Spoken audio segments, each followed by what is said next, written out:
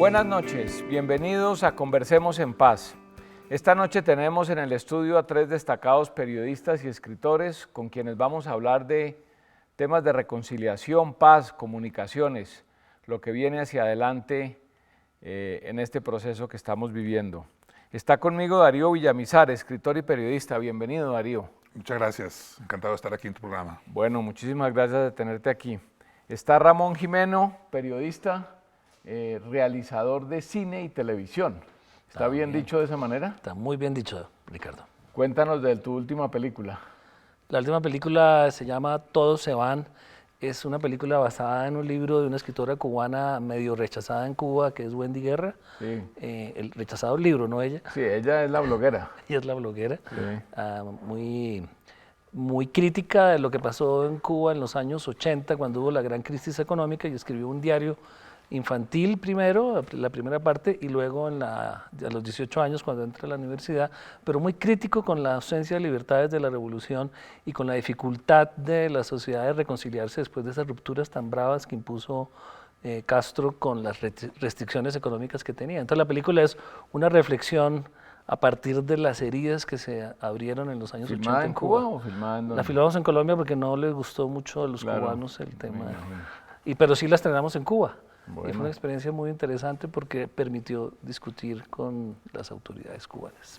Gracias, Ramón. Y también está con nosotros Jairo Gómez, periodista. Bienvenido, Jairo. Gracias, Ricardo, y pues bueno, para que conversemos de paz. Y para que conversemos en paz. Y en paz, ¿no? De paz en paz y de reconciliación. Y contar un poco de experiencias que tenemos después de, incluido este proceso de paz, cubrir 4 procesos de paz. Sí, solo me faltó el del 82-84. Sí. Entonces yo creo que ahí hay una buena experiencia y un trasegar en torno a la paz en Colombia, que creo que aquí podemos hacer unos aportes interesantes. Bien, de eso vamos a hablar. Y simplemente quiero introducir el tema a manera de arranque para esta conversación. Situémonos unos pocos meses adelante y asumamos que se firma un acuerdo de fin del conflicto que evidentemente no significa la paz, pero significa un hito en nuestra historia. Ustedes, periodistas, escritores, ¿cómo ven este proceso que Colombia arranca y cómo sienten el país en este momento? Maduro, con muchas rencillas, ¿cómo analizan este momento? ¿Quién quiere empezar? Bueno, yo diría que para ese momento, unos meses adelante, tendríamos que estar todos muy preparados, muy dispuestos a abrirnos frente a lo que viene, ¿no? Porque esto tiene que ir acompañado no solamente, como se ha repetido en los últimos meses y años, de una gran pedagogía, de grandes análisis, de gran enseñanza para los colombianos, tiene que ir acompañado de una disposición de reconciliación, ¿no? Y eso no es de la noche a la mañana, eso es una actitud que tenemos que, para la cual tenemos que estar preparados, ¿no? Y no es solamente para el día siguiente después de la firma, ¿no? Es decir, cómo nos asumimos desde ahora y cómo vamos a seguir hacia adelante en una actitud que nos permita convivir de una manera civilizada, de una manera que realmente logremos entre todos sacar esto adelante. Yo creo que es por ahí donde tenemos que empezar a enfocarnos, ¿no? ¿Optimista respecto de lo que viene? Yo soy optimista, antes era moderadamente pesimista. Ahora cambió de moderado. ¿Qué lo hizo cambiar? Ahora soy optimista. No, yo creo que nunca en los 33 años que lleva esta negociación con las FARC, porque son 33 años, nunca habíamos visto tales avances, ¿no? Nunca habíamos visto a los comandantes de las FARC en una actitud, yo diría un poco humilde, no del todo, pero un poco humilde, frente a momentos de grandes arrogancias. Hoy uno los ve reconociendo errores, los ve pidiéndole perdón a la sociedad, y creo que tocar temas tan sensibles, ¿no? Como el tema de la dejación de las armas, ¿no? Que fue un mito en procesos anteriores, ¿no? Usted conoció muy bien el del M-19. Sí, y en el proceso mismo de la negociación de Caracas y Tlaxcala, si mal no recuerdo, ese era un punto por allá perdido en la agenda, no existía prácticamente.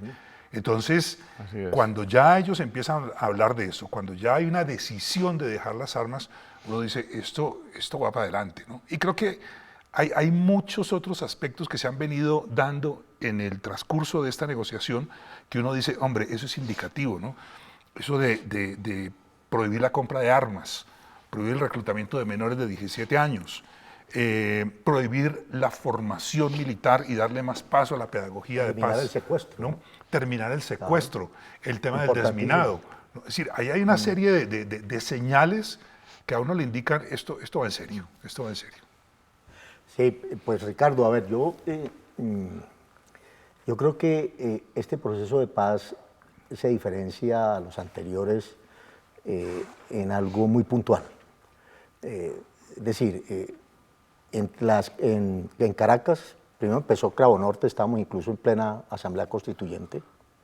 Empezó Cravo Norte, en Cravo Norte ya se decide la mesa de Caracas y se va a Caracas, y en Caracas se rompen los diálogos o se suspenden mejor porque después se reanudan en Tlaxcala, se suspenden porque en ese momento la discusión, decía muy bien Darío, no era dejación de armas, no, era la ubicación de la guerrilla, los puntos de concentración.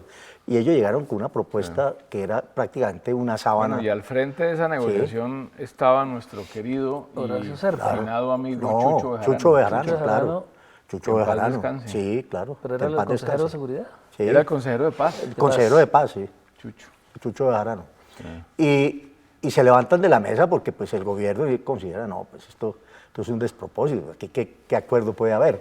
Finalmente, aunque hay que tener en cuenta un detalle, y es que en el contexto de la Asamblea Constituyente no se nos puede olvidar que tanto los helenos como las FARC buscaron la manera de llegar a la Asamblea. Hubo conversaciones. Sí, pero las FARC bombardeaditas. No, pero después del bombardeo del 9 de O sea, más que conversaciones, del lo que 90, hubo fue cuando son las elecciones. Bombardeaciones. Sí, correcto, pero ahí hubo intentos. Bueno, entonces se suspende y va a Alcanzaron a hacer Tlaxcala. una propuesta de número de constituyentes que Claro, pudieran estar claro, en la Asamblea Nacional. Así fue. Exacto, claro, se alcanzó a hacer. Alfonso Cano. Sí, ahora, viene ya después Tlaxcala, y Tlaxcala, yo hago esta recapitulación de lo que han sido los procesos para llegar a señalar que eran relativamente improvisados. ¿Sí? Lo de Caracas, lo de Tlaxcala estuve, por fortuna, a nosotros nos ocurrió un hecho donde el sitio donde se realizaban los diálogos, nosotros los periodistas llegamos y nos registramos porque había un hotel ahí. Era un centro vacacional. Era un centro vacacional, sí, en Tlaxcala. y como del Instituto del Seguro Social de México, Sí, me acuerdo correcto. perfectamente. Y cuando llegaron las delegaciones y dijeron, ¿qué hacen los periodistas acá? Y yo, ellos ya se registraron en el hotel, no los podemos sacar. Entonces nos tocó convivir con ellos. Sí, no había con un gobierno y con aparato guerrilla. como ahora, no, con una agenda. no, ahora no, es que entonces eso es Con parte unos de esa países garantes, improvisación una que estoy organización. señalando, porque nosotros estuvimos todo el tiempo con ellos ahí. Es más, hubo hasta conversaciones secretas donde nosotros en las horas de la noche estábamos por ahí conversando y veíamos a Serpa salir de la habitación de Cano, ¿sí? Para superar ciertas crisis. Y Serpa, no, por favor, muchachos, no van a decir nada. Bueno, era el consejero de paz en No ese pase por entonces. aquí. Sí. Entonces hubo cosas como esas y desfiló medio gobierno. Medio gobierno desfiló. Humberto de la Me acuerdo Calle. que Gilberto Echeverry Calle también Mejía, estuvo. Ministro claro. del Interior. sí, era Él Gilberto, las instaló. Gilberto Echeverry Mejía, me acuerdo que era el consejero para asuntos sociales del gobierno de Gaviria, y él estuvo allá con las FARC, con todo el combo, y estuvo con nosotros y se sentaba con nosotros a conversar, un excelente conversador, y que finalmente sabemos la suerte de Gilberto Echeverry, cómo fue. Y después viene, bueno, se rompe por lo que sabemos, el tema de Angelino Durán Quintero fue... Muy parecido a lo que sucede en este momento con el ELN, ¿no? Sí, Es muy decir, parecido. El punto Claro de, que ahí era- de toque fue el Ahí secuestro. hay un elemento secuestro, clave. el secuestro y la muerte de Sí, Angelino Durán claro. Quintero, ¿no? Tiene Ahora, hay un razón. elemento clave también, no era Coordinadora Nacional Guerrillera, ¿no? Sí, claro, ahí no estaban. eran las FARC, Eran todos eran los tres, los el tres que EPL y existían. el ELN también. EPL y la facción del EPL, el ELN y las FARC. Y por el ELN ¿cierto? estaba Antonio García, Claro, precisamente. estaba Antonio y estuvo en un momento, bueno, se me olvida, estuvo Diego Ruiz por el EPL. Galán, Pacho Galán estaba. No, Pacho no estuvo. Sí. En Tlaxcala, Pacho no. No, le Pacho, estaba- No, allá en estuvo Caracas, Pacho. en Caracas. Ah, en Caracas sí. Y en la FARC sí estuvieron Cano, Márquez, Pablo Catatumbo y bueno, Andrés París, creo que estaba ahí también. y estaba Andrés París, correcto. incluso Calarcá estuvo. Calarcá en ese momento era el representante internacional México, de las FARC allá en México. Sí. Marcos Calarcá. Marco Calarcá. Y después viene, y se rompe por esto que sabemos, y después viene el proceso de paz del Caguán, que también me parece que el manejo frívolo que le dio el gobierno de Pastrana, me parece que se manejó de una frivolidad enorme ese proceso. E incluso la misma conversación que Pastrana publica después, que la vinimos a conocer hace muy poco, de Pastrana con Marulanda, ¿sí? Pues eso dejaba mucho que desear. Y no se define una agenda, y creo que ahí es donde está la clave de este proceso. Este proceso se hizo importante desde un comienzo. Primero, la manera secreta, cómo se fue concibiendo la negociación, y segundo, el haber definido una agenda. Y unos procedimientos. Sí, unos procedimientos y unos reglamentos para la mesa, y eso definitivamente ha sido clave dentro de la negociación. Y por eso esta negociación ha prosperado. Más allá de si las FARC estaban derrotadas o no, Claro. lo cierto es que esta agenda ha sido clave, muy bien manejada, muy bien diseñada, acordada además entre las partes, que eso lo hace todavía mucho más fuerte. Sí. Ramón. Sin duda la metodología que ha empleado el gobierno y que ha cogido las FARC es positiva para llegar a un acuerdo y empezar lo más pronto posible el posconflicto. Y comparto el optimismo de Darío y de Jairo y el de todos de que la paz se va a firmar. Pero soy pesimista en el post, muy pesimista, porque no veo las acciones del gobierno para hacer el matrimonio entre la sociedad colombiana urbana, que está a espaldas de ese conflicto, y lo que hay que hacer en el posconflicto en términos de reformas del país, de inclusión, de cambiar el modelo económico para que en las zonas donde hay conflicto haya de verdad un desarrollo que impida que se vuelva a tomar las armas. Ahí veo muy cojo el proceso de paz y dividido el país. Una paz no se puede hacer con un país en donde la mitad de la fuerza política está en contra, que es el uribismo. Hay que incorporar al uribismo a la paz necesariamente y hay que hacer acuerdos como se hacen con las FARC. No tiene ningún sentido que la mitad del país esté en contra del proceso de paz que se está adelantando, porque no se va a poder aplicar. No importa quién sea el siguiente presidente, si no tiene un respaldo político, la reforma agraria, la reforma tributaria, los auxilios o subsidios, el desarrollo de la infraestructura en las zonas de hoy, donde hoy hay conflicto, no se va a poder dar. Nadie va a votar esos recursos, entonces el conflicto real no va a desaparecer. Ahí veo que hay una debilidad enorme del proceso de paz, no del gobierno, sino del proceso de paz, y que hay que superarla. Primero, el consenso entre las fuerzas políticas y sociales, y segundo, la formación del conocimiento de lo que se necesita hacer para cambiar el modelo económico de manera que haya un desarrollo integral, que es la esencia del conflicto armado. Sí, sobre lo que dice Ramón, yo quisiera que reflexionáramos sobre esto, a ver ustedes qué opinan. Hace 8 días en este programa estuvo Ingrid Betancourt y entre varias cosas dijo que ella sentía que la polarización había disminuido. La polarización del país en torno a la paz. Disminuyó en los medios de comunicación, pero no en la vida real. Bueno, ¿ustedes qué opinan de eso?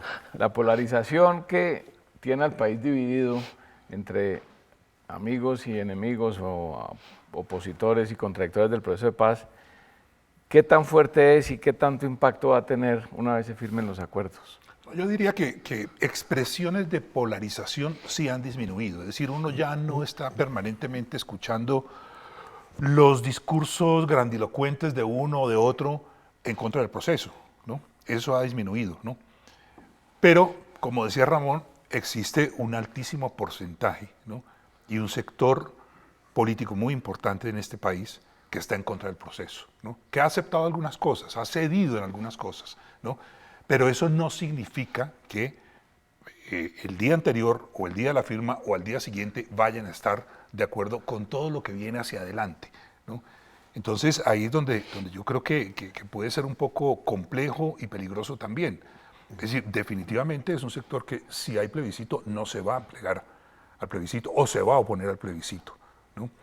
Entonces uno diría, claro, las partes en la mesa tienen que dar señales mucho más claras al país. La distancia a veces no es lo mejor, ¿no? Pero tienen que dar señales mucho más claras para que se crea más a fondo en el proceso que se está haciendo, ¿no? Para que los acuerdos, lo que se ha firmado, realmente se sientan aquí, ¿no? para que los integrantes de los partidos que están en contra del proceso realmente puedan avalar lo que está pasando en La Habana, ¿no? Entonces, de otra manera va a ser más complejo ese día siguiente.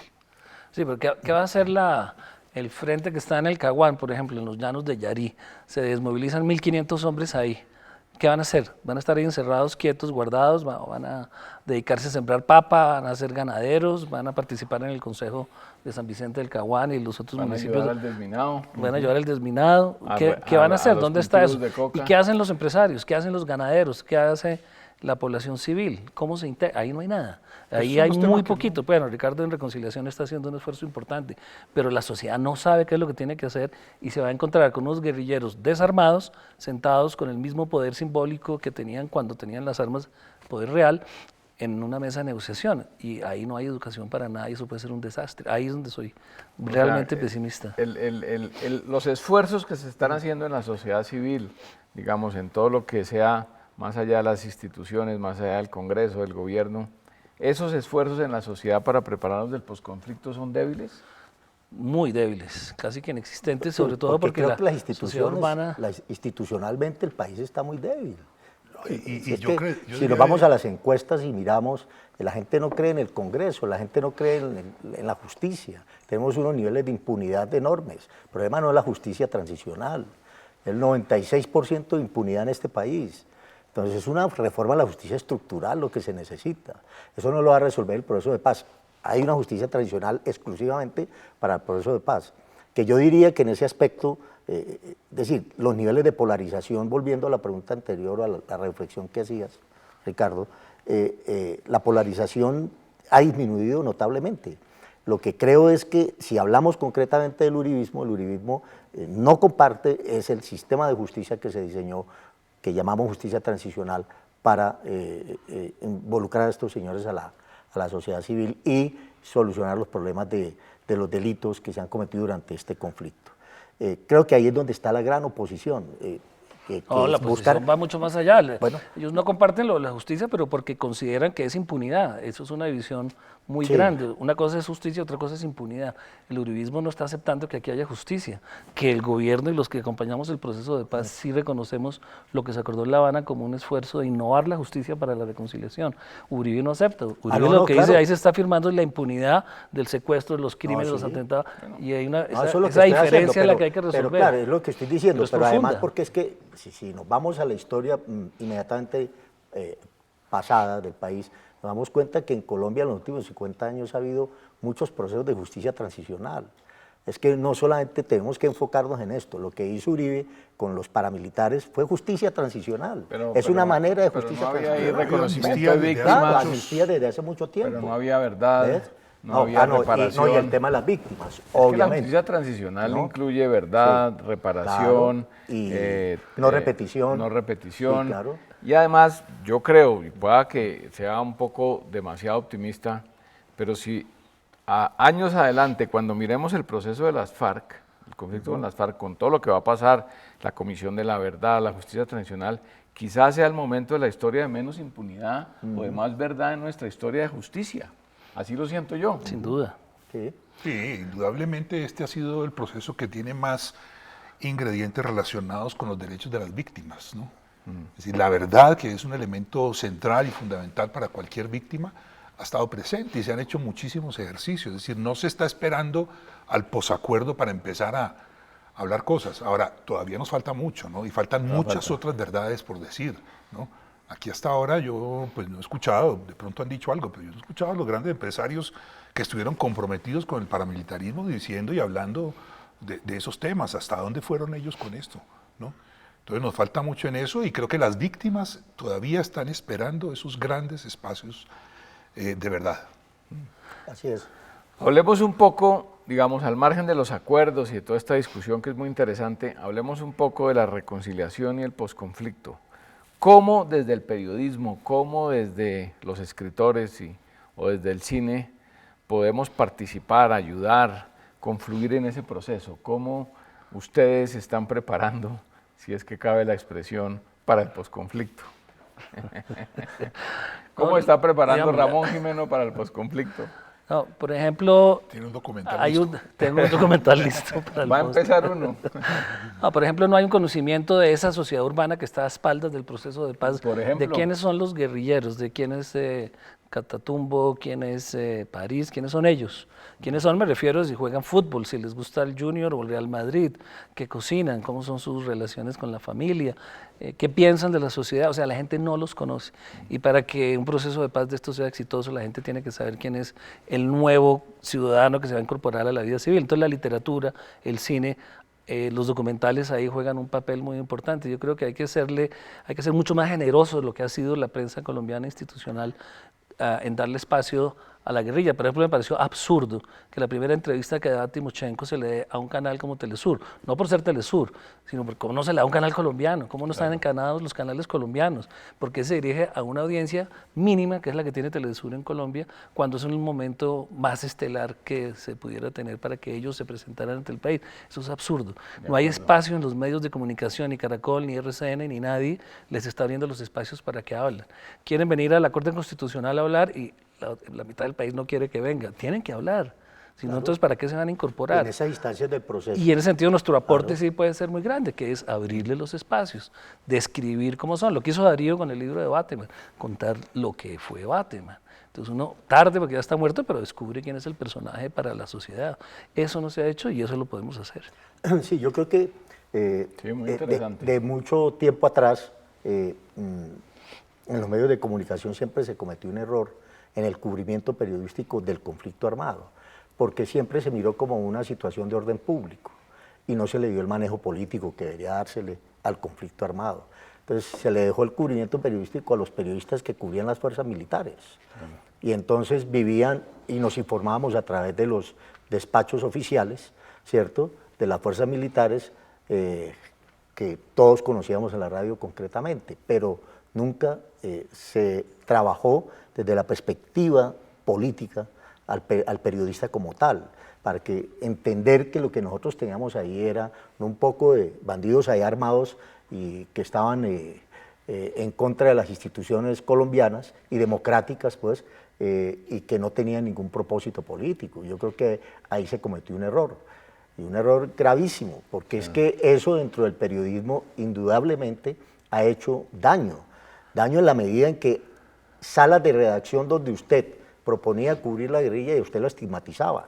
Entonces, ese periodista que cubre la guerrilla es de las FARC, ¿cierto? O es del M-19, o es del... Claro, inmediatamente. Entonces, creo que esos elementos del pasado hoy todavía no los hemos logrado superar, ¿cierto? Todavía en los medios de comunicación hay cierta estigmatización, ¿cierto? Y hay mucha prevención con el tema, pero creo que eso es por falta de conocimiento, por falta de estudio, por falta de seguimiento del conflicto colombiano, ¿cierto? Que es que tampoco nos podemos quedar en los últimos 50 años. Es un país que tiene una historia violenta desde el siglo XIX y para poder nosotros comprender lo que ha sido la violencia en Colombia, pues tenemos que remontarnos a esa historia para poder entender lo que tenemos hoy, ¿cierto? Y creo que desde esa perspectiva los medios de comunicación han cometido un error enorme. Yo creo que a los periodistas hay que darles la posibilidad que se inmiscuyan más en el proceso mismo y que se le dé a esto un manejo político. Claro. Porque es que esto no es una situación de orden público y un poco de bandidos allá disparando y acá unas fuerzas institucionales respondiendo. Yendo un poco más adelante, sí. la reconciliación no puede hacerse con bandidos. O sea, mientras el colombiano piense que las FARC está llena de bandidos y que su dirección son unos criminales, es imposible reconciliarse. Entonces el trabajo de los analistas y escritores es desmontar esa etiqueta que se le puso a las FARC de bandoleros, criminales, etcétera, narcotraficantes, y ponerle la etiqueta de seres humanos que tienen una disposición por trabajar por el país o sus comunidades en tal sentido. Mientras eso no se haga, pues el proceso de paz va a volver a fracasar, no porque no se firme, sino porque no va a haber transformaciones sociales. Los medios son excluyentes, como es la sociedad colombiana, la inversión va para el que tenga representación política. Donde no hay representación política no hay inversión y no hay desarrollo. Entonces, la transformación de la sociedad implica transformar los medios de comunicación también y abrirlos para que ese análisis llegue allá. La etiqueta de ellos es la etiqueta de ciudadanos que se reincorporan a la vida civil. No criminales que se reincorporan. No criminales. Y como ciudadanos como cualquiera de nosotros, con igualdad de derechos y deberes, es decir, ahí no hay nada que hacer. Lo que pasa es que los ciudadanos tenemos que acostumbrarnos a escucharlos y a verlos. Nos los vamos a encontrar muy seguramente en el supermercado, muy seguramente los hijos de alguno En la de ellos van a declaración de estudiar renta con- pagando impuestos de pronto. Pero pagando. Ojalá. Sí, Más vale. Sí, Más sí, vale sí, que sí, hay aporte. que preguntarle a The Economist cuánto podría ser el cálculo de eso, ¿no? que no van a Pero terminar en Panamá. A ver si les gusta pagar impuestos como a nosotros. si no ponemos contribuciones, ¿no? Pero eso es lo que nos espera, eso es lo que le espera al país y enhorabuena, ¿no? Yo creo que esos son los esfuerzos que hay que saludar. El resultado tiene que ser eso. El resultado es que si los encontramos en la esquina o si estudian con un hijo mío, tengan exactamente los mismos derechos. Ahí tienen que estar ellos como ciudadanos, ¿no?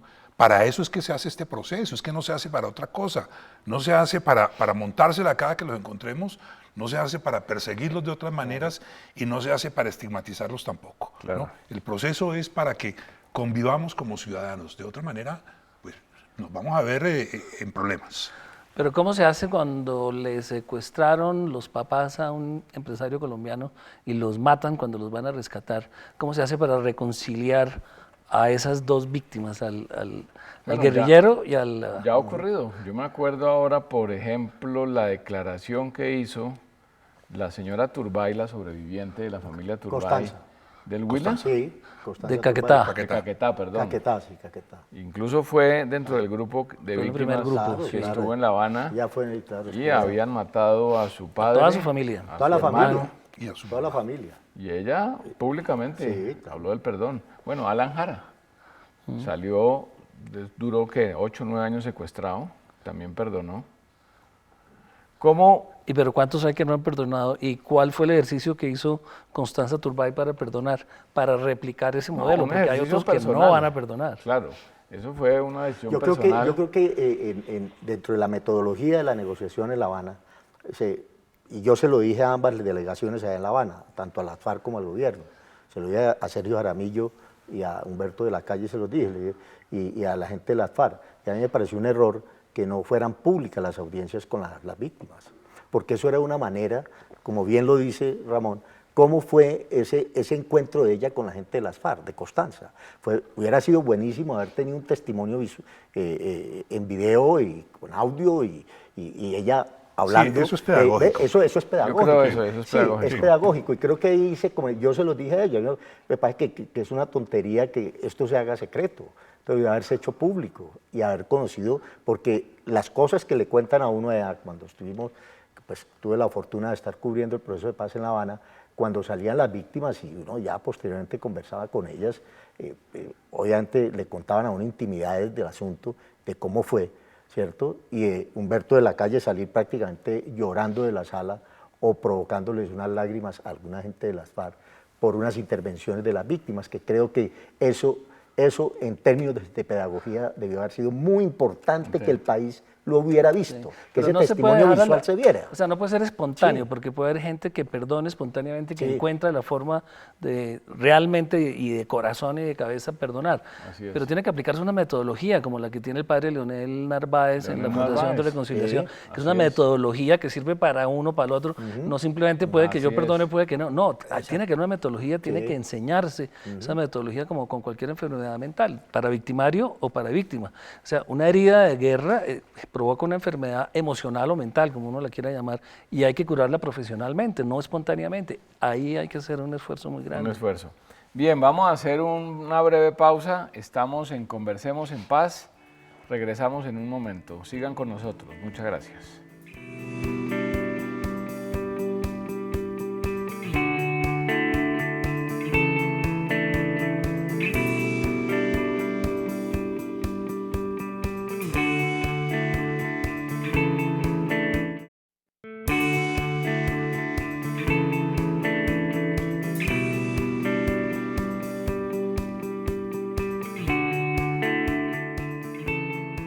Regresamos, estamos en Conversemos en Paz con 3 destacados periodistas y escritores.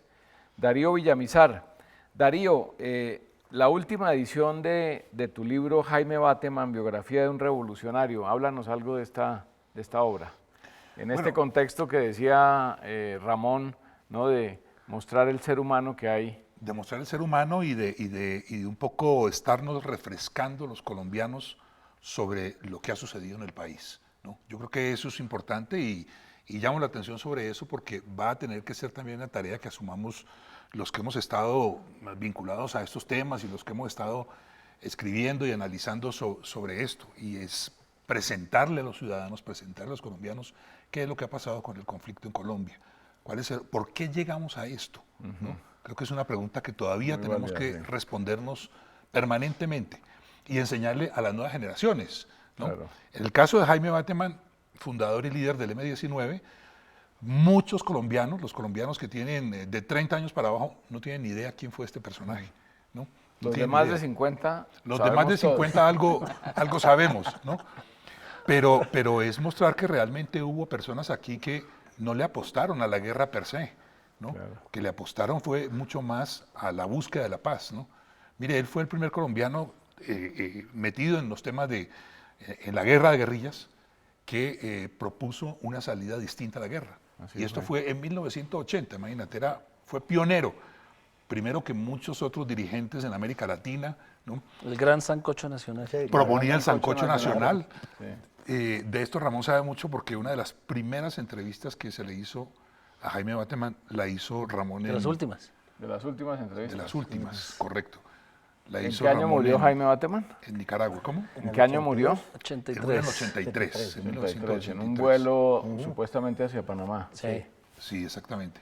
Entonces, creo que hay que conocer estos personajes que le han apostado a la paz también, ¿no? Es decir, él decía que por encima, que la paz era más revolucionaria que la guerra, imagínense, ¿no? Y lo decía en un momento en que el M-19 estaba en una posición de fuerza y en un momento en que en América Latina la vía armada, la lucha armada, tenía futuro, ¿no? Por decir algo.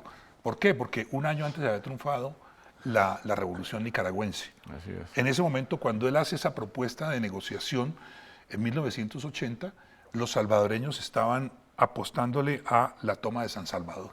Es decir, había unas condiciones en América Latina favorables a la lucha armada. Y Bateman dice, no, el camino no es ese, el camino es la paz, y la paz es más Y revolucionaria. la paz conversada. También nos acompaña Ramón Jimeno. Ramón, bueno, ya vimos que usted desde Jaime Bateman ya estaba haciendo documentales. Mucho antes. Mucho antes, no le vamos a preguntar su edad, ni mucho menos. Se nota. Sabemos que es un veterano, sigue igual de joven. ¿Cómo, lo que acaba de decir Darío, cómo reescribimos esa historia del conflicto y del posconflicto? Sí. Pues va a ser difícil porque así como fue difícil el libro de Darío, la investigación y la aceptación, por ejemplo, el Palacio de Justicia. Yo también escribí un texto no tan importante como el de Darío, pero que trató de recopilar la información de los hechos del Palacio. Y 30 años después, en noviembre del año pasado, que se hace un homenaje, la verdad todavía no se conoce. La verdad de parte, no de lo que ocurrió, que todo el mundo lo sabe, sino de las motivaciones y de quién dio las órdenes de asesinar fuera de combate o de incendiar, eso no se sabe. Y todavía se da la batalla de algunos militares retirados por esconder la verdad y no por sacarla a flote. Si contaran la verdad sería muy fácil reconciliarse, pero todavía subsiste esa mentalidad de que es mejor tapar y esconder y tratar de legitimar todos los crímenes de Estado porque eso es lo correcto, en vez de reflexionar como sugiere Hannah Arendt o cualquier filósofo que haya trabajado la violencia, en vez de reflexionar y salir adelante.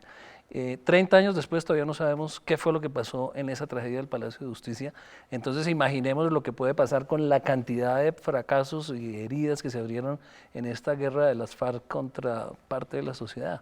Sí. Contar esos episodios va a ser muy difícil, contar los errores militares, contar los abusos del secuestro, contar asesinatos fuera de combate como los de, no solo los de la familia Turbay en Caquetá, sino ellos asesinaron, las FARC asesinó a 10 o 11 concejales del municipio de Puerto Rico.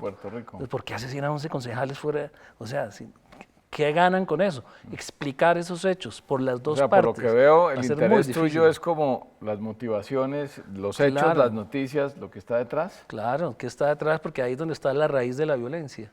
No, es un poco lo que ocurrió en Estados Unidos contra la segregación de los negros. O sea, mientras no se encuentren las raíces no se resuelve el problema racial. Y aquí no queremos buscar las raíces del conflicto. ¿Por qué es legítimo matar en Colombia? ¿Por qué no es legítimo discutir? y queremos tapar, los militares quieren tapar eso, los paramilitares están en el proceso, los ex paramilitares que se retiraron en el proceso de reflexionar porque lo están haciendo profesionalmente. En la cárcel ellos tuvieron bastantes visitas y asesorías que los hacen pensar un poco en su rol como violentos. ¿Quién los impulsó? ¿Quiénes fueron los inspiradores? El que dispara no es el violento, es el que inspira a desaparecer al adversario, el violento. Y eso hay que encontrarlos, y hay que encontrarlos no físicamente, sino que hay que encontrarles su racionamiento para desbaratarlo. Para y entender construir nuestra uno nuevo. historia, para no volverla a repetir quizás. Claro, que claro. Don Jairo Gómez, periodista, ya nos contó que usted ha cubierto todos los procesos, menos el del 82. El del 82 es del No había presidente nacido. de Betancur. No, ya había nacido. ¿Ya había Lo que nacido? pasa Sí, es que ya había estaba nacido. chiquito. Pero, Claro que había nacido. pero mira que oportunamente, y esto me ocurrió un día en una... Compartimos eso. Yo también he estado en todos los procesos, pues del lado del gobierno. Del lado del gobierno. No claro. echando bala, pues. Desde allá nos conocemos, Bueno, Ricardo. en el Caguán de Claro. periodista. Sí. ¿Cómo reescribimos esa historia, Darío, según tu experiencia como periodista no, del yo- conflicto sí. en función de la reconciliación? Sí, yo creo que, es decir, la mejor manera de hacerlo, y un poco recogiendo lo que dice Ramón, es contándonos la verdad y poder llegar a unas instancias que todavía tenemos muy ocultas. Pienso que de parte de la élite colombiana hay mucha prevención sobre lo que ha implicado este conflicto. Y creo que eso es parte de la angustia que hoy les genera a ellos el hecho de que ya vamos a estar cerca a firmar la paz y que mañana vamos a tener un tribunal de la verdad. Yo puedo, digamos, como para ilustrar un poco lo que pretendo decir, recordar lo que están haciendo los alemanes ahora. Recientemente ellos como que ya tomaron conciencia y dijeron, hombre, los judíos no han hecho sino contarnos la historia del Holocausto desde su perspectiva. Y los alemanes ahora están haciendo un cine contando desde los alemanes qué ocurrió y mostrar una realidad también de La que tragedia de ellos, que fue claro, muy la fuerte tragedia de también. ellos que no necesariamente era que estuvieran de acuerdo con Hitler. Entonces hay supuesto dos que no estaban películas, de acuerdo. hay dos películas muy recientes, una alemana que se llama La conspiración del silencio, que es la historia de un fiscal, ¿cierto? Que decide empezar a averiguar dónde están los señores que se volaron después del Holocausto. Mengele y todos estos señores que se vinieron para O sea, América los nazis. Latina, los nazis. Y es muy interesante la película porque finalmente nos cuenta qué sucedió y cómo descubre él que finalmente estos señores por fuera seguían visitando Alemania a sus familiares y regresaban. Y estuvo hasta a punto de un día capturarlos. Y la última película, que se llama 13 minutos, es una película muy interesante también, contada desde los alemanes, de un alemán que no estuvo de acuerdo con Hitler y que intentó, obviamente, con un atentado desaparecerlo, pero cuentan la historia. Entonces yo creo que eso es lo que, eso sirve para que nosotros retomemos esa historia y también empecemos a contarnos esas verdades, porque esas verdades son importantísimas. Creo también que desde la perspectiva de los medios de comunicación, ¿sí? Los medios de comunicación tenemos que hacer también una reflexión y una autocrítica en torno a lo que ha sido el conflicto armado en Colombia. Yo creo que los medios de comunicación también deben compartir parte de esta responsabilidad del conflicto en Colombia, porque en Colombia el conflicto se ha desinformado, ¿sí? Se ha contado a medias también, y se ha contado de manera oficiosa y de manera... Pero porque no es manipulada. negocio. ¿Ves? Es que Claro. la reconciliación, pues voy a ser un poco exagerado, pero la reconciliación, Jairo, no es un negocio para los medios de comunicación. Los medios son un negocio. Y ese es un tema que desafortunadamente no le interesa al lector, a la audiencia de televisión. Por eso siguen las telenovelas. Caracol o RCN Televisión, ¿han abierto algún espacio para la paz? No, siguen haciendo las mismas Pero, telenovelas claro, como si el país pero estuviera en un poco- proceso de reconciliación. Sí, yo lo ¿Por recojo qué? desde la Porque no es perspectiva que negocio. Ricardo lo plantea, es decir, ahí es donde tenemos que nosotros entrar a jugar un papel importante desde los medios. Y esa apertura que ya está hablando el presidente Santos, por fortuna, de crear un tercer canal, yo diría que no es un tercero, un cuarto y un quinto, Colombia lo aguanta, hay que hacerlo, ¿sí? Y que ojalá eso sea más democrático en la designación de quiénes van a ser los operadores. Pero creo... Pero eso no es ninguna solución. No, pero ¿Puedes no, decir? pero Adelante, una conversación. pero Ramón, No es solución porque la gente pero no yo los va a ver. concluyo, no, pero yo El quinto canal concluyo en es esto, no, yo creo O que HBO. si se abren unos canales con una propuesta, sí, con una propuesta de programación distinta, se puede generar un público que está interesado en conocer la historia colombiana, en conocer eso, como decimos, a través de documentales, ¿sí? A través de registros audiovisuales, novelas, o también, ¿por qué cine. no?, hacer una telenovela del conflicto, ¿por qué no? Eso es perfectamente viable. Ahora hay ¿cierto? una de una niña. Ahora hay Ahora una, hay una de una niña niña en guerrillera, Caracol. sí. Guerrillera, No, sí. pero generalmente al final o superada esta fase de llegar a un acuerdo y asumirnos en la fase del posacuerdo, se presenta un boom de todo este tipo de cosas, de publicaciones, de historias de vida, de telenovelas, de películas, contando muchas cosas, ¿no? Yo creo que en los próximos 2 años vamos a ver ese tipo de cosas, de libros. Ya están saliendo algunas cosas nuevas, ¿no? No sé si vieron en esta feria y en la anterior había un libro de 50 años de historia fotográfica de las FARC, ¿no? Y hay fotografías, digamos, nuevas, distintas a lo que se ha conocido históricamente. Entonces, son elementos que van a ir surgiendo porque las condiciones van a dar para eso. Muchos van a querer contar sus historias, las organizaciones van a querer hablar un poco más allá de lo que han No, hablado. de la misma FARC, ¿no? Cada guerrillero quiere contar su historia Exactamente. y seguramente la van a escribir, ¿no? A mí me lo decía Pablo Gatatún, porque le decía, bueno, ¿quién va a escribir la historia oficial de la negociación? Digo, no, ¿quién? Ninguno, eso es un escribano, no lo vamos a tener, cada uno lo va a escribir, yo voy a escribir la mía.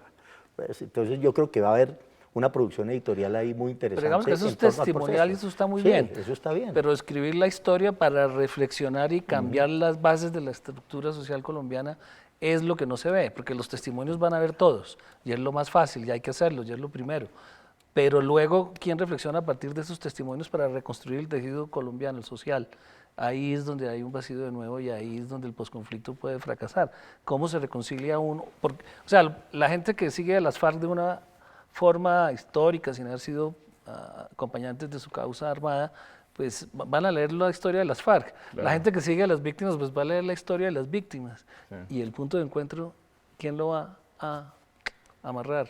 ¿Un escritor, un cineasta, Bueno, un político? me surge una idea de lo que acaba de decir Ramón y es esta. La historia del posconflicto, ¿cómo la vamos a escribir? ¿Quién la va a escribir? Digamos, esa Colombia que necesita, y creo que, como dice Ramón, falta mucho, pero se está haciendo, necesita transformarse. O sea, la paz es una oportunidad, pero si la usamos, si no la usamos, desmovilizamos una guerrilla y seguimos con los mismos problemas. Sí. Porque el único conflicto que existe no es de la guerrilla. Está el conflicto claro. del territorio, el de las etnias, el del presupuesto. De la tierra. De la tierra, Sí, o yo sea. creo que habría que hablar es del posacuerdo, no del posconflicto, Y ese, porque los y ese conflictos van a posconflicto existir. es Así es. resolver, tramitar esos conflictos en democracia, en libertad, digamos, con nuevos escenarios de participación, de una manera razonable, porque nos reconciliamos es en el proceso nos reconciliamos de unirnos frente a unos objetivos. ¿Cómo se va a escribir ese posconflicto? No, pues yo creo ¿Cómo mire, se va a mostrar en televisión? ¿Cómo lo mostrarían ustedes? Ahora, yo creo que, es decir, parte de empezar, yo soy pesimista en la medida en que no creo que lo que se esté acordando en La Habana, salvo el tema de justicia, ¿cierto?, el desarme y todas estas cosas, se vaya a cumplir. La Constitución colombiana está cumpliendo este año 25 años. Así es. De estos 283 artículos que tiene la Constitución del 91, cerca de 200 no han sido tocados, no han sido reglamentados, no les interesa. Ahí está la paz del país. Es decir, esos acuerdos sobre agrario, el político, el sobre drogas, están en esos 200 artículos. Yo no sé cuál es el temor de quienes se oponen, que van a regalar la tierra, que van a acabar con la propiedad privada, no. Eso es absolutamente falso, porque además lo que hace ese acuerdo agrario, el acuerdo agrario y el acuerdo político es prácticamente desarrollar esos artículos que aquí no se han tocado. Entonces, 200 artículos que la Constitución Política de Colombia, los señores padres de la patria, el Congreso de la República no los han tocado. Es decir, no puede seguir ocurriendo que usted vaya a reformar o vaya a reglamentar, como me ocurrió a mí, y esto es una anécdota que la cuento que creo que ilustra muy bien el tema, de estar en un debate en la Comisión Quinta del Senado para reglamentar las zonas de reserva campesina que existen por ley, ¿no? ¿sí? Las zonas de reserva campesina, y un parlamentario le dice al otro, yo creo que esto aquí no prospere, porque entre estos senadores que hay aquí, entre ellos son dueños de 500.000 hectáreas. Entonces así, ese es el posconflicto al que nos vamos a encontrar. Yo creo Ese que es. el posconflicto se escribe cuando empiecen esas transformaciones, cómo se desmonta el clientelismo depredador colombiano, porque si simplemente se le da a las FARC una cuota para tener acceso a la mermelada, está fortaleciéndose el sistema político. Entonces lo que hay que contar es el desmonte de ese sistema clientelista, corrupto, colombiano, inepto, que simplemente se extrae riquezas de los impuestos de los colombianos para distribuirla muy inequitativamente y muy ineficientemente. ¿Cómo se transforma esa estructura política colombiana? Eso es lo que hay que escribir y esas son las ideas que hay que dar para el posconflicto. O cómo se hace una reforma agraria donde no se maten Robledo y los agroindustriales, sino en donde fácilmente se pueda vivir el país en unas zonas que sí son aptas para pequeña agricultura, que no requieren gran capital, y otras que sí requieren, como el Bichada y las grandes sabanas de Colombia, del Meta, Arauca, que requieren una inversión gigantesca de capital que no hay ningún campesino capaz de hacer. ¿Cómo se sientan esas dos partes a construir y cómo conviven en paz con Y instituciones? converger en un proyecto, Eso es lo que hay claro. que escribir, pero como idea, porque Como la idea, gente claro. no se inventa eso de la nada. Hay que escribir sobre el que investigar y posconflicto y hay escribir. que documentar el posacuerdo, ¿no? Pero yo creo que todavía hay mucho que escribir sobre el conflicto, ¿no? La memoria del conflicto, que es la verdad conflicto armado. que estamos buscando, el social. conflicto armado, por supuesto. Conflicto armado político. Mire, yo tengo registrados entre 1959 y hoy 32 grupos guerrilleros que surgieron en Colombia, de distintos tamaños, ¿no? De un tamaño... De izquierda, ¿no? Sin contar Sí, los de de izquierda, derecha. aquí no caben, en eso no caben Pero ningún esos de otro derecha tipo. no están ahí. No caben paramilitares. Los escuadrones de la muerte, el no, MAS, no, nada de eso, las nada de eso. autodefensas. No, nada de Había eso. más de 100.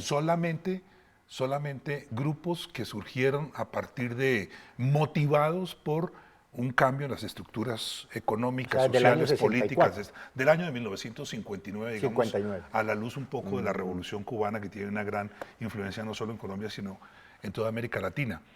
Y surgen organizaciones, digamos, como la más grande. Es que lo que nosotros vamos a ver en unos meses es el cierre del ciclo guerrillero en América Latina y el Caribe. Es ¿no? cierto. Y lo vamos a ver donde empezó. Donde empezó. Aquí se cierra también. Bueno, empezó en Cuba. En Cuba, sí. No, ¿No empezó aquí? no empezó en Cuba. ¿no? Al día siguiente del 9 de abril ya ok. había formaciones incipientes guerrilleras, San Vicente del Chucurí, Rafael Rangel, Vea usted. ¿no? Y eso tuvo una continuidad en las autodefensas campesinas que después van a En las ser guerrillas las FARC, liberales, ¿no? guerrillas liberales, guerrillas comunistas, etcétera, etcétera. El Frente Guerrillero del Sur, que es del 52. El bloque guerrillero del Bloque sur. Guerrillero del Sur. ¿no? ¿De ahí Entonces, viene Tiro Fijo? Sí, señor. Sí. sí, señor. Marquetalia, liberal, guerrilla. Entonces, lo que lo que encontramos es que existe una guerrilla que ha tenido, digamos, el mayor crecimiento en América Latina, como fue el caso de las FARC, ¿no? Y hubo otras más pequeñas, ¿no? Por supuesto, 32 grupos que surgieron en estos no sé cuántos años, casi 60 años, de distintos tamaños. Pero eso es importante que los colombianos tengamos claro, repito, qué fue lo que pasó, ¿no? ¿Por qué nos pasó eso? ¿no? No, ¿Por ¿por qué qué deja a hubo? los de derecha afuera? ¿Por qué hubo? ¿Por qué hubo? ¿Por ¿Por qué qué no en pasó Colombia? ¿Por qué en Colombia surgieron estos grupos? ¿Por qué en Colombia empezó, digamos, el ciclo guerrillero en los años 50 y se cierra en Colombia también? Con la misma organización que surgió en esa época. Pero Darío, yo insisto en la pregunta no por molestar, sino, o sea, usted mismo lo dijo, porque matan a Gaitán, porque si no se No, defiende, pero eso digamos, no yo creo en el como sancocho autodefensa, nacional, si no se Ramón. defienden, los matan. Entonces, los que empiezan la violencia, y en eso tiene toda la razón las FARC, así lo maten a uno, las FARC lo que hace es defenderse de una orden del Estado de asesinar a los liberales, en donde estuvieran para mantener el control conservador. Es el Estado el que inicia la violencia en Colombia y el asesinato. Después lo vuelve ilegal para mantener la forma democrática y los escuadrones de la muerte van por debajo. Las bandas de pájaros eran armadas por el Estado, con armas importadas de Washington para la policía. Entonces, las autodefensas son autodefensas. La guerrilla no surge por Cuba, surge porque los están matando aquí y se organiza en los llanos y se organizan en distintas partes del país para defenderse. Después sí llega el comunismo y los absorbe, pero entran como autodefensas. Claro, porque además el Frente Nacional fue un acuerdo político absolutamente excluyente. Para que no ganara la izquierda, Claro, que fue estaba absolutamente excluyente y Cuando eso yo hablo lo de que hizo fue autodefensas, provocar un yo fortalecimiento. distingo el tipo de autodefensas de los años 50 a las autodefensas de 1980, y en eso creo Claro, que no nos hay una podemos, diferencia. no nos podemos claro, equivocar. Las claro. autodefensas de los años 80, 90, que conocimos, el paramilitarismo tiene unas particularidades, y lo que surgió, que es a lo que tú te estás refiriendo, son las autodefensas de los años 50, efectivamente perseguidas por los pájaros, perseguidas por por los chulavitas, etcétera, etcétera. Que es el Estado ¿no? colombiano que es, disfrazado. que es finalmente, exacto, la policía chulavita era eso, es la policía del Estado. Y lo que ocurre en el 80 tampoco es tan distinto, porque es distinto en cuanto al actor social que es de otra clase, pero el abandono del Estado les autoriza el uso ilegítimo de la fuerza.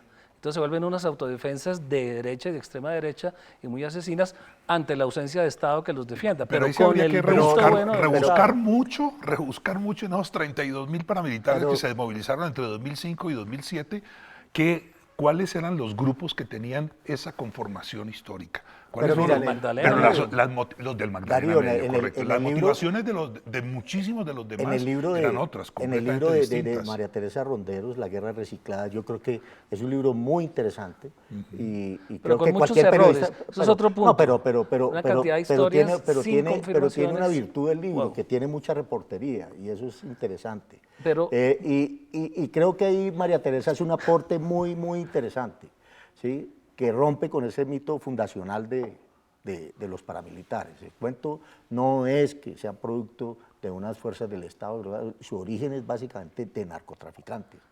Ahí nacen los grupos paramilitares que después terminan reciclados. La pregunta era y, quién cooptó a quién, ¿no? ¿Quién cooptó a quién? Exactamente.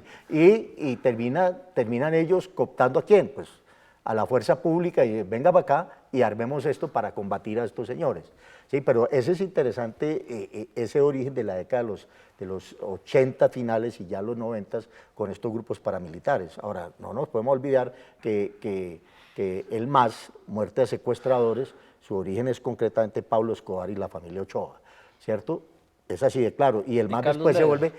vuelve, y después se vuelve un grupo de autodefensa armado, muy fuerte, con relaciones con la fuerza pública, ¿cierto? Y empieza ya todo la persecución de los grupos guerrilleros desde Puerto Boyacá para arriba y todo Magdalena Medio. Pero ¿No es cierto? yo quiero un punto bien importante y es que contribuye a la no reconciliación que, pues, digamos, el libro de María Teresa Ronderos sí tiene cosas muy importantes y el ejercicio de reportería es muy importante, pero le falta rigor y eso es muy grave porque comete unos errores por falta de confirmación de sus fuentes, por no verificar correctamente la información o por usar fuentes sesgadas, comete una serie de errores que desvirtúan parte del trabajo. Y esos son los errores que hay que evitar en la reconciliación, hay que confirmar. En eso el periodismo norteamericano es supremamente estricto y uno tiene un fact-checker que le está revisando exactamente todo lo que dijo y si no tiene una confirmación no lo puede decir. Si no hay dos o tres personas que digan lo mismo o si no hay dos o tres fuentes que lo digan, una documental y dos testimoniales, no se puede publicar. Porque entonces lo que hace es echarle culpas a gente que no la tiene o al contrario, absolver a gente que sí fue culpable. Esos libros tienen ese problema y debiera haber, digamos, como hay una comisión de la verdad, debiera haber una comisión metodológica que revise y confirme lo que se está afirmando, porque están metiendo a gente que no tiene que ver en el conflicto o están metiendo como si fueran financiadores de los militares.